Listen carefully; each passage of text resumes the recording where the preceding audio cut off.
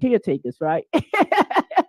But we're going to take care of each other, and that's what we're going to do. And we're going to start right now. Before I give it to Sarah, I want you to stop.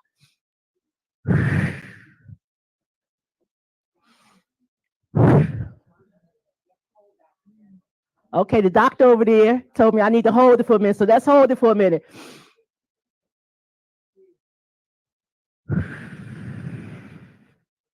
One more time. And if you didn't hear it, you didn't do it. So I want you to practice it. Okay. Thank you.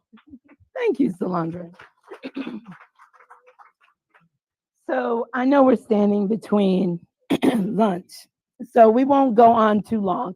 But I do want to give our international sisters an opportunity to kind of share their work and our discussion from yesterday. So yesterday we had a discussion, excuse me, and in this discussion, we spent time getting to know each other.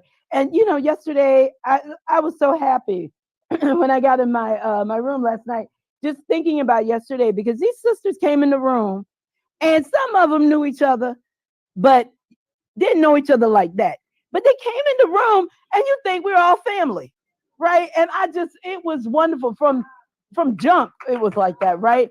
And I want to thank all of you for bringing that spirit into the room and opening up and just sharing with each other, right? And supporting each other. And it was amazing. And so I want to share a little bit of what happened yesterday. I'm gonna start with you, Bosh, Miss Ghana. If you could share with us, she's laughing, share with us a little bit about what you took from yesterday. Thank you. Good morning again. My name is Bash from Ghana, Bashira to Kamal. I work with the labor union, a Greek workers union precisely, and I'm a serial activist as well. And I do work on gender, labor, and safeguarding generally. Before I mention what happened yesterday, I think a key thing I need to also mention is the fact that we've all have to deal, and we are still dealing with the trauma of the transatlantic slave trade. But then we shouldn't forget that slavery is manifesting in a different form, in what we call modern day slavery, and which is manifesting in different aspects: child labor, sex trafficking, especially human trafficking. And we have parents who are selling their children for as low as $1, just so that they can get money to feed as well. So whilst we are reflecting on all of these issues, it's important for us to also find new ways of ensuring that our future is intact if we want to build a better future and a better world for everyone across the globe. So going back to yesterday. Not to interrupt you, but I think it's important for you to tell everybody who else you work with. Who? Yeah, the project on combating Yeah, slavery. So I work on a project with ActionAid on combating modern slavery in Ghana. That's how come I decided to share the bit on the experience with you as well. I think yesterday we had a great discussion as a group, but one key thing that kept running through our discussion is issues to do with women's economic empowerment, where we talk about equal pay for work of equal value. So we also have to deal with issues of gender pay gap, which is a key thing for women. And then the biggest is gender-based violence and harassment. And I want all of us to understand that wherever gender-based violence and harassment thrives, it's difficult for women to be economically empowered, for women to be in spaces and speak on their issues and their lived experiences. It's difficult for women to be able to assert their rights as citizens, global citizens or local citizens as well. And it's also important when the connection was made between the African sisters together and also our sisters here, that our issues are the same. It's just the faces and the locations that differ. But when we do come together, great things are going to happen. And that is why a gathering like this gives a lot of us motivation and inspiration to carry on, even in the face of the fatigue and the stress. And when we look around sometimes in our countries where governments are consistently also closing civic spaces, and there's persecution of activists, some may not be out there, but even labor leaders are having to go through some of the challenges as well. So from yesterday, I think we've all come to an understanding that BWR is not just a US thing. It's a global thing and it's an African thing. And we need to work together to make this happen. Thank you. Thank you, sister. I'd like to go to Epiphania next. And Epiphania, she's smiling. You're doing a lot of work in the Dominican Republic.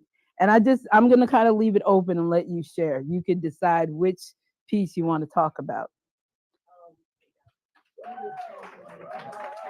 So what channel should...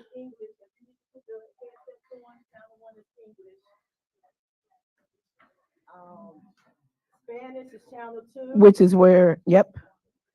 French is channel 3. And Portuguese is channel 4. You need to put your headset.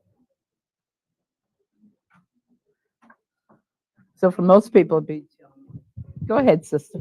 Most people channel 1.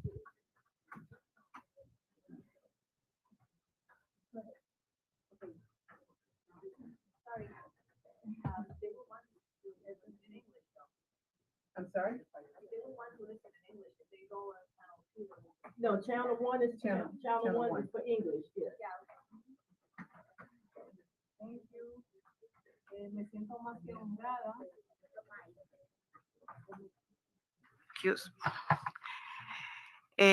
Muchas gracias. Thank you, merci un pile. Me siento más que honrada en esta conferencia donde me encuentro con mujeres negras, mujeres de mi raza, mujeres afro, mujeres de mis ancestros. Honorable audiencia y distinguidos panelistas, líderes y activistas presentes en esta significativa mesa redonda de mujeres de la diáspora africana. Es un honor dirigirme a ustedes en este momento crucial en nuestra lucha y en la igualdad y la justicia. Hoy nos reunimos para explorar y abogar por pilares fundamentales necesarios para proteger los derechos humanos de las personas. Es con un profundo y llamado a la reflexión y me dirijo a ustedes para abordar la problemática que no solo atañe a nuestra conciencia colectiva, sino que también existen acciones decididas en nuestro país. Observemos con dolor cómo la simple diferencia de la totalidad de la piel parece ser en ocasión una razón para que se violenten los derechos fundamentales y la dignidad de las personas negras. Esta realidad, lejos de ser un mero conflicto, representa una violación de los principios fundamentales que debería regir nuestra sociedad. En respeto de los derechos y la dignidad de cada individuo, no debería depender el color de la piel. Sin embargo, en nuestra realidad cotidiana nos enfrentamos a incertidumbres y al miedo constante de ser víctimas de las políticas discriminatorias que rigen el acceso a nuestros derechos y situaciones que nos encuentran en la desigualdad consistente en una sociedad. La discriminación basada en prejuicios raciales persiste. Resultado vulnerable del sistema de los derechos de las personas negras, especialmente de los migrantes haitianos y dominicanos de ascendencia haitiana. La discriminación no solo constituye una enfrente dignidad de las personas negras, sino que también deleita el Estado de Derechos que aspiramos ser. La negación de derechos fundamentales a cualquier persona basada en el color de la piel representa un retroceso colectivo que socava el progreso cohesional de la sociedad o social. Como mujer negra y líder comunitaria, poseo el entendimiento profundo de las necesidades y las realidades que enfrentan las comunidades del Batey o batellanas de República Dominicana. A lo largo de nuestro año, he estado comprometido a acompañar a los trabajadores haitianos de la caña y dominicanos de ascendencia haitiana. Estas dos poblaciones cuyos derechos son sistematizados, violentados y han sido objeto de dedicación y lucha constante. En primer lugar, deseo abordar la desolación, condición de vida que enfrentan los trabajadores y la familia de los Bateyes de República Dominicana. Estamos frente a una realidad marcada por salarios deprimidos que no logra garantizar la seguridad alimenticia, viviendas que carecen de condiciones básicas, jornada laboral agotada y carencia de documentación que no otorguen una estructura legal para ascender a los derechos y lamentable situación que agravan aún más la situación.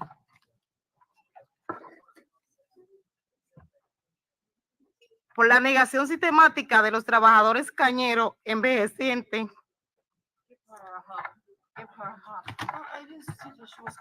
Thank you.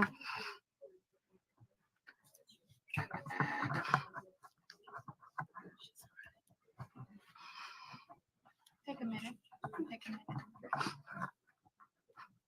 Thank you.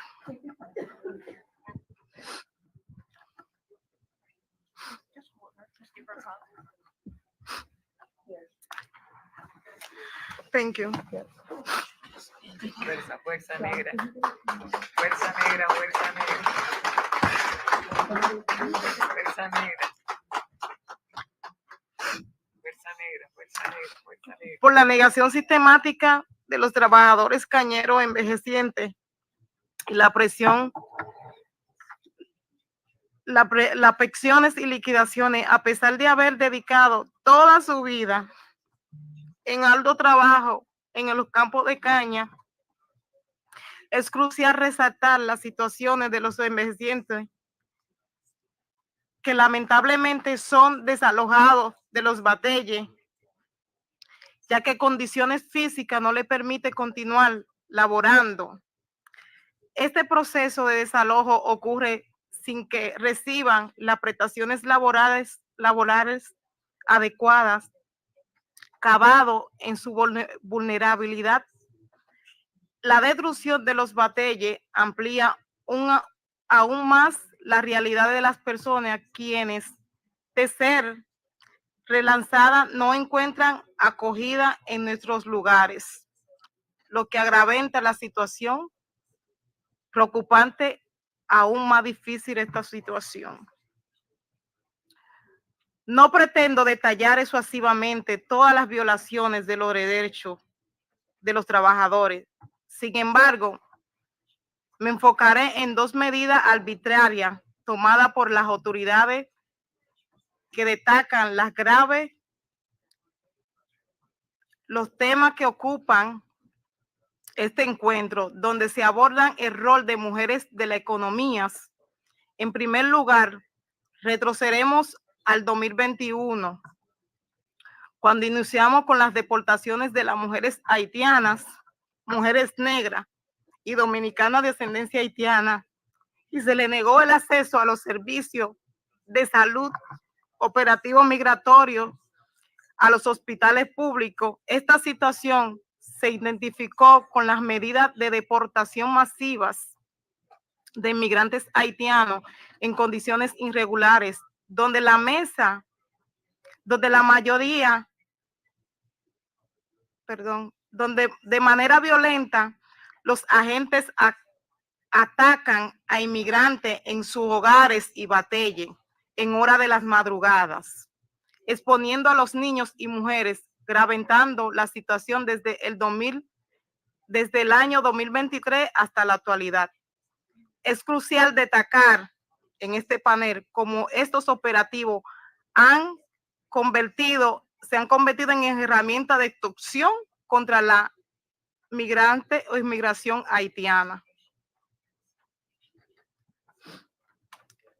Es evidente que la población que habita en los batalles han estado enfrentando numerosos desafíos y problemas a lo largo de esta década, destacándose en ella la persistente problema crucial que también hereda los descendientes de los trabajadores.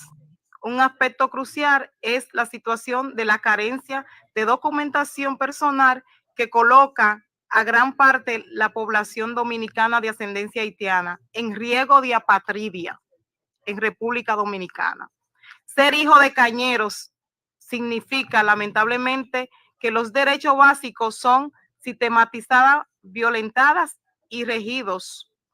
Es ampliamente reconocido a nivel internacional que durante varios años el Estado Dominicano ha restringido el acceso a los derechos a la nacionalidad a personas nacidas en el país descendientes de haitianos, basado en la negación de su origen de padres. La sentencia 168-13 representó un punto de inflexión significativo, coalizando la política de desnacionalización por parte del Estado Dominicano, arrojando más de 200,000 personas en un estado de apatridia. La privación arbitraria de la nacionalidad amplía una restricción significativa al acceso y goce de pleno de los derechos fundamentales. Aquellas personas afectadas enfrentan barreras para acceder al empleo, tienen limitaciones de la libertad de movimiento, enfrentan obstáculos para acceder a la educación superior, experimentar retenciones de las posibilidades de viajar, encontrar dificultades para realizar declaraciones de sus hijos, y esta situación tiene un impacto profundo en la vida cotidiana de quienes ven privilegio injustamente a la nacionalidad.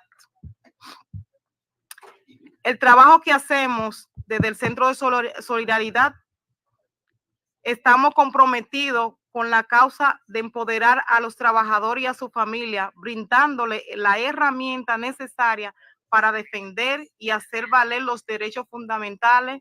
Nuestra labor se enfoca en fortalecer las organizaciones sindicales dirigidas por los propios trabajadores, incentivándolos a unirse, a colaborar a la defensa colectiva de sus intereses laborales. Muchas gracias.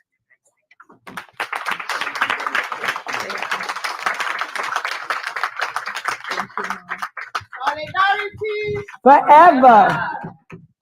Thank you, Epifania. I know that it was not easy, and we're going to continue to support y'all, right? And fight with you, not just support, right? I mean, really stand with you and fight with you.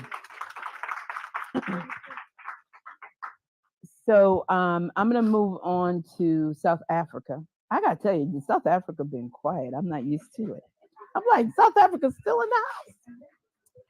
And I'm going to call on our sister, President Losi, to speak to us about how in your country you are dealing with the issue of gender-based violence and all that you've done around it in South Africa. Thank you very much. And raise your hand so everybody knows where you yes. are. Amanda! Amanda! Viva Black Women Roundtable! Viva! Aluta!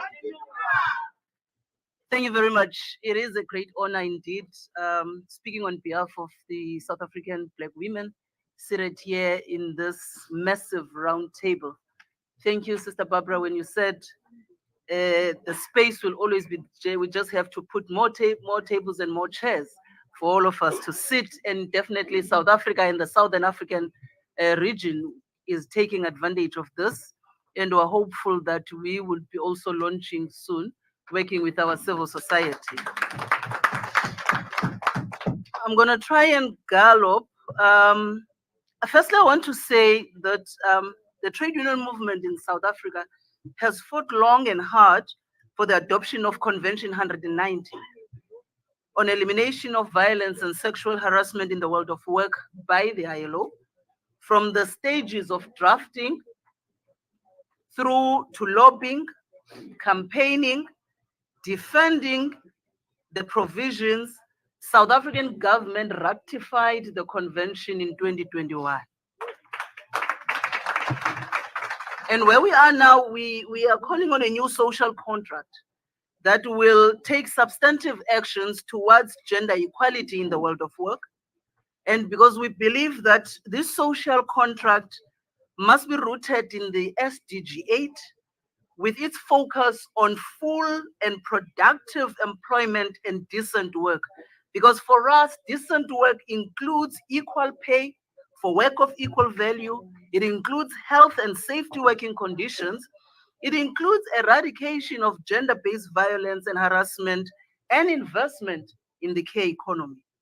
So what we have done as the trade union in South Africa, we participate in what we call National Economic Development and Labor Council network, where government, organized labor, civil society, and organized business come together to talk about social economic issues. And here we brought about and we developed a code of good practice on the prevention and elimination of harassment in the world of work. What we've done also is that we were involved as the organized labor from every stage. As I've said earlier on, in the drafting, in the lobbying, until we were able to have these provisions, but also we did not work alone. We work with workers in the informal sector. We worked to ensure that every contractual obligation that workers have signed with their employers in the informal economy, all that is covered by Convention 190. And what we said is that every contractual obligation must mirror the convention itself. So what is it that we think should be done? Because what we also understand is that gender-based violence in the world of work can occur in a workplace itself, it can occur at home, it can occur in a public space, particularly domestic workers who are working in the most enclosed and the most vulnerable space. So what we have done, we have said, we need to ensure that workers have freedom of association and the right to organize and bargain collectively. To us, it is central this to decent work, because one of the most effective and quickest ways to narrow the gender pay gaps, as an example, to address the issues of gender-based violence and harassment, is through the minimum living wages. And we said as organized labor that we must ensure that there is universal protection, and that is extended to workers in formal and in the informal sector. We have said we need to ensure that there's income security to the unemployed and underemployed, which the majority of that is women. We also said that paid maternity leave, childcare, and other social and healthcare support must be given. We also said that insurance against the loss of earnings due to sickness or occupational injuries and adequate pensions in retirement is ensured. And let me say, what is it that we've done? In South Africa, for many years, domestic workers were paid little more than a slave wage. And they were paid less than $1 a day, and less than $1 an hour. And in 2019, after over a decade, the government of South Africa, led by President Cyril Ramaphosa at the time when he was the deputy president, we ensured that at the level of NEDLEC, we agreed to a national minimum wage, meant that no worker in South Africa would be paid below the national minimum wage. When we started, we were at 20 rands an hour, which is equivalent then to $1.07. For farm and domestic workers in particular, because they were earning less than that. On the 1st of March, in the month that we're in, that national minimum wage has gone up to 27 rands 58 cents an hour, which is domestic workers and farm workers and all other workers in South Africa, particularly in the vulnerable sector, cannot earn less than $1.50 an hour. But also what we did beyond the national minimum wage to address the issues that you are raising of sexual harassment, but also considering that the most vulnerable workers in the farm areas and all of that are then prone to these violence. South Africa marked a history in the struggle to improve working conditions of domestic workers and farm workers. Our parliament passed the Compensation of Occupational Injuries and Diseases Amendment Act that ensures that first-time domestic workers are insured for any injuries or diseases that they experience in their workplaces. The Amendment Act also recognized that workers have a right to claim for post-traumatic stress disorder that you would have endured during the time of your employment. Workers also have the right to submit 3 years of for compensation fund.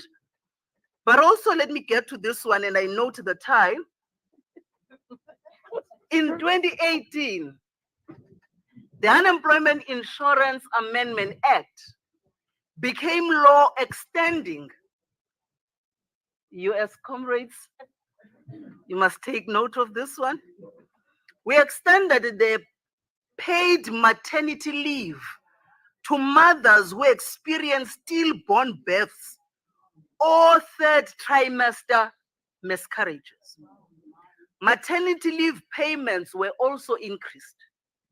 In the same year, Labor Law Amendment Act came into effect, providing 10 days paid parental leave for parents of newborn children who are not covered by maternity leave, fathers or mothers of children born through surrogacy or same-sex partnership.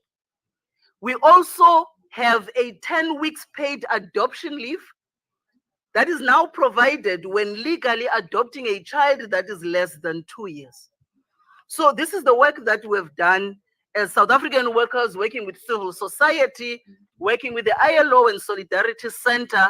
And we want to say that if a worker also passes away whilst receiving payments of the Unemployment Insurance Fund, that money is also extended to the next of kin. And this is the work that South African workers and civil society has done with our government. Thank you. Thank you, President Losi.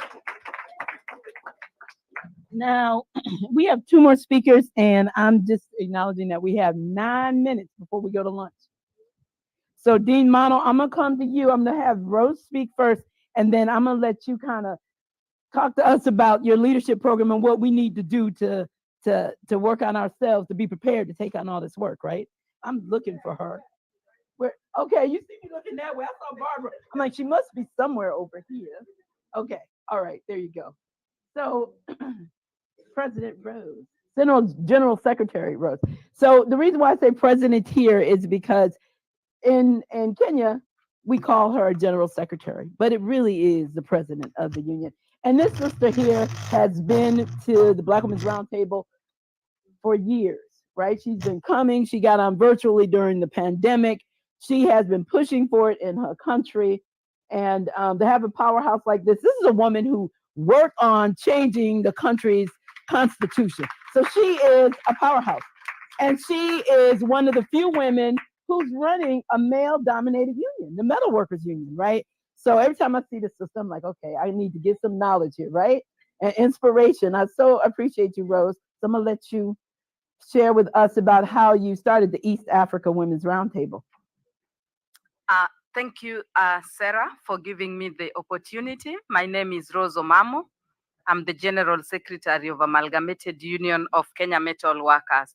So the Black Women Roundtable here inspired us with what they are doing to their fellow women, with the kind of campaigns, the kind of voting rights as they go for civic education. And it inspired us as a country, and we said that we need to see a Black Women Roundtable in Kenya, and not only in Kenya, but in the entire East Africa. So in the year 2022, we established an East Africa Women Roundtable, and it brought together women from all walks of life. We brought women from the civil society, from the industry, from politics, academia, and we also brought non-governmental organizations within us, the women reps also within us, and the judiciary, and not leaving any woman behind. So we started deliberating on what we need to do, where do we start, and we kept in constant consultation with our sister Salandra and Sarah, and with the support of Solidarity Center office in Kenya. And we agreed that we needed to really launch an East African Women Roundtable that brought together 6 countries, and we included DRC that is just coming up now. And so in November last year, we were able to launch an East African Women Roundtable in Nairobi, Kenya, where we operate from. And so why did we then want to launch this East African Women Roundtable? We looked at us as women in Kenya and East Africa as at large. We also looked at the policies that we have that has left many of us behind. We looked at so many areas, and we came up with a slogan. And our slogan was, "No decision about me without me." That was our slogan. So in that slogan, we looked at 4 thematic areas. And the first thematic area is policy influence. And so we said that the East African Women Roundtable will provide the East African women with a platform for influencing policy in the region, including in the politics and the community level. We also say that it will also advocate for pro-women policy-making processes in the region, because we realize that there are women who are left behind in the region. We also agreed on another thematic area as awareness, where we will sensitize and create awareness amongst women to enhance women participation in all spheres of life. On recognition, we also said that East Africa Women Roundtable will provide the platform for identifying, recognizing, and celebrating outstanding achievement by women, because we realize that women are doing a lot, but nobody celebrates them. They are not anywhere. They are not recorded anywhere. So we said ours will focus on that. And finally, we also said that we need to mentor young women. So on mentorship, we said we will partner and collaborate with similar organizations to provide a platform for mentorship of young women in all spheres of policy making, leadership, and lobbying and advocacy, making sure that no woman is left behind. As the theme of International Labor Day, International Women's Day this year, inspire inclusion. And so we are ready to inspire inclusion, to make sure that in all decision-making processes, women's voices are included and are given the spaces that they want to be able to grow together as women. Amandla! That's right. Thank you, Rose. Appreciate you. So I'm going to turn it over to Dean. Please share. Thank you very much. Thank you very much, Sarah. Greetings from Ghana. My name is Munovia Sampong, and I'm the Dean for the Dorothy I. Hyde Global Leadership Academy. And as in Ghana, we would say Akwaba, welcome, and Wezolo to all of you. Thank you very much for giving me the opportunity to speak today about the Dorothy I. Hyde Global Leadership Academy. The Academy is a flagship program of the International Black Women's Public Policy Institute. Our work involves training and empowering women through leadership. We run a 6-month leadership program for women all over the world. And as we call our program global, we ensure that we make a seat at the table for every woman all over the world. We've had women who have joined our program from Ghana, from the Gambia, from South Africa, from Nigeria, from the US, the Bahamas, and Bermuda. Ladies, I'm really excited to let you know that on our program, we run an all-Black woman faculty. We also have coaches that support the women in our program. And this as well is an all-Black woman coach. Our vision is to empower more women from all over the world. 1, to understand the value of maintaining their cultural heritage. For building unity, and to promote and support more women in leadership positions to make a difference in this world. Some of the programs that we run, and I just mentioned a few, is 1, emotional intelligence. We work with these women to let them understand the importance of emotional intelligence, and we support them. This is why we have the women coaches, because these women understand what the women in our program go through on a day-to-day basis. And so throughout the program, they're there to support them. Coalition building. We all understand how important this is.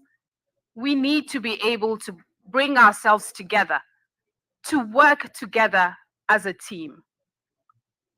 Cybersecurity. We understand how important that is in today's world. Protocol and etiquette, because we're global. We train these women that wherever they find themselves, they have a seat at the table and they can make their voices heard. Ladies, we are women. We carry so much with us, as we've heard yesterday and today. We can grow. We can help the next generation of leaders, but we can only do this by ensuring that we educate the women leaders that we have, the women who are growing up now to become the decision makers of this world. I would urge all of us to go onto our website, ibwppi.org, learn more about the work that we do. Work with us to help to educate more women from all over the world. Together we can make a difference. But we can only make a difference if we train each other to love, to hold hands with each other, to support, so that we can all grow to make this world a better place. Thank you very much. What a wonderful way to end. My sister from Ghana here has just said to me, I need to end by saying, Cho boy! Yay! Thank you very much, Sarah. And thank you to the Solidarity Center for all your support in our program. Thank you. Thank you Sarah, for sorry, having us. if you would allow, just Uh-huh. before you go, and I think it's important with all what has been shared in the room, Yeah. for us to sing. Just a minute. My sisters, are you there? Are you ready? We are ready. My mother was a kitchen girl. My father was a garden boy. That's why I am a unionist. I'm a unionist. Oh, my mother was a kitchen girl. My father was a garden boy. That's why I am an activist. I'm an activist. Oh, that's why I am a unionist. That's why I am a unionist. That's why I am a unionist. I'm a unionist. I'm a unionist. Amala! And injury to all. Okay, I know people bellies are ready to eat. Thank you. See how see we didn't even practice, and see how they just came together like the gospel choir just brought it together. I love it. I love it. So we're gonna be breaking, but before we break, we could not have done this as a partnership on the behalf of Melanie Campbell and the Black Women's Roundtable and the Black Women's Global Committee. We want the staff of the Solidarity Center to stand up because we could not have done any of this without your assistance. And I believe in giving honor where honor is due. Stand up. If I say stand up, stand up. Stand up, stand up, stand up. So I thank you. I thank you all so much. Because this is not easy. Have you ever organized anything? And I appreciate you all. I see you all. I see you all. I see you all. I see you all. I see you all. And I appreciate you. And I just want to give my sister here a hug because I know it's a lot. It's a lot. It's a lot. And I thank you for your wonderful staff. And I thank you for all of your support that you give to all of us. And so we're going to give you your flowers now. Okay, and I want you to know that I really love you. So we're going to let them break for lunch. So I think the Solidarity Center staff is going to help navigate folks upstairs because the food is upstairs, and then we're going to navigate back. Yes. So 1:30. at 1:30,